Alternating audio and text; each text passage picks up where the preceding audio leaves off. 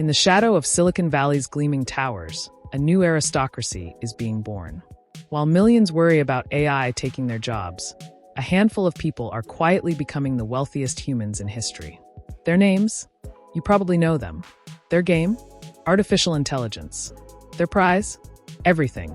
What if I told you that the same technology being sold as humanity's great equalizer is actually creating the largest wealth gap we've ever seen? That while we debate whether AI will replace teachers and truck drivers, a small group of tech elites have already positioned themselves to capture virtually all the economic value it creates. This isn't just about rich people getting richer.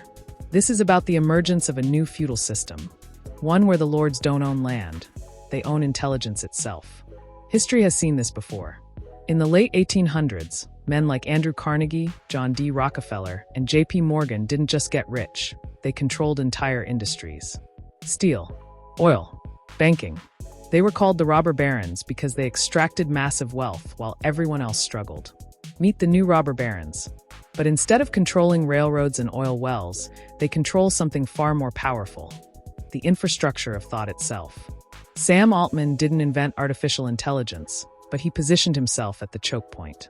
OpenAI, the company behind ChatGPT, was supposed to be a non-profit dedicated to ensuring AI benefits all humanity. Then something changed. In 2019, OpenAI created a for-profit arm. Suddenly, Altman went from non-profit crusader to sitting on a company worth over $150 billion. Meanwhile, Jensen Huang saw the AI boom coming years before anyone else. His company NVIDIA makes the chips that power AI. Every ChatGPT query, every AI image, every autonomous vehicle, they all run on his hardware. Huang's net worth has increased by over $60 billion in just 2 years. That's not building wealth. That's extracting it from an entire economic ecosystem. But here's what makes the AI billionaires different from every previous wave of tech wealth. Past technologies eventually democratized. Personal computers went from million-dollar machines to consumer products. The internet went from military networks to global infrastructure. AI is doing the opposite. The most powerful AI models require supercomputers that cost hundreds of millions of dollars to build and millions per day to run. OpenAI's GPT, for training, reportedly cost over $100 million. Google's Gemini? Even more. This isn't like starting a software company in your garage. The barrier to entry isn't just high. It's designed to be impossible for anyone except the ultra-wealthy. The result? An industry where 3 companies, Microsoft, Google, and Amazon, control over 70% of the cloud computing that powers AI. Where NVIDIA has a 90% market share in AI chips. Where OpenAI, despite being worth $150 billion, is essentially a subsidiary of Microsoft. This isn't competition. It's coordination. They're not just building AI, they're building a monopoly on intelligence itself. While AI billionaires accumulate wealth at unprecedented speed, what's happening to everyone else? The numbers are staggering. A Goldman Sachs study suggests AI could displace 300 million jobs globally. But here's the kicker. Those aren't just any jobs. AI is coming for cognitive work. Lawyers, doctors, teachers, writers, even programmers. The previous industrial revolutions created new types of work as they destroyed old ones. The AI revolution is different. It's not creating equivalent employment. It's concentrating human capabilities into machines owned by a few dozen people. Think about what this means. In 1950, if you were smart and hardworking, you could build a decent life. You could start a business, practice law, teach, right? The knowledge economy rewarded human intelligence. But what happens when intelligence itself becomes a commodity that only billionaires can afford to own? Listen to what workers are saying. I've been a graphic designer for 15 years.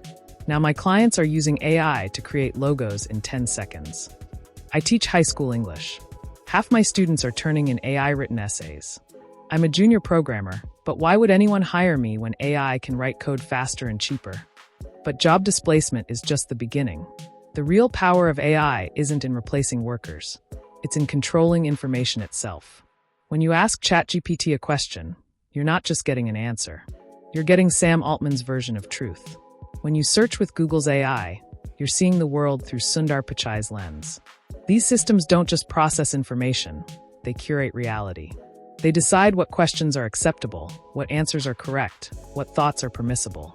In China, AI systems help the government monitor and control citizens. In the West, AI systems shape public opinion through algorithmic feeds and recommendation systems. The technology is the same, only the masters are different. This is unprecedented in human history.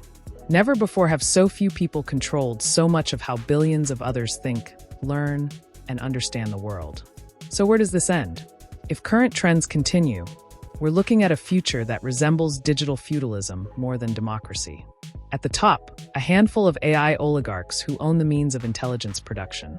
In the middle, a small class of highly specialized technicians who maintain their systems. At the bottom, everyone else dependent on AI-mediated access to information, work, and even social interaction. But here's the thing about history. It's not predetermined. The original robber barons seemed unstoppable too. Until people organized. Until governments acted. Until society decided that some things were too important to be owned by a few. We're at a crossroads. We can let AI become the ultimate tool of wealth concentration, or we can demand something different. Open source AI. Public investment in AI infrastructure. Regulations that prevent monopolization of intelligence itself. Some countries are already taking action. The EU's AI Act calls for windfall taxes on AI profits. Requirements for algorithmic transparency. The question isn't whether AI will transform our economy. It already is. The question is whether that transformation will create shared prosperity or just enrich a new generation of digital aristocrats. The choice is still ours, but we need to make it fast. What do you think? Are we heading toward digital feudalism, or can we still shape AI to benefit everyone? Let me know in the comments below. And if you want to understand how these economic forces actually work, check out my video on why every AI breakthrough makes the rich richer. Link in the description. Thanks for watching. And remember, the future isn't inevitable. It's a choice.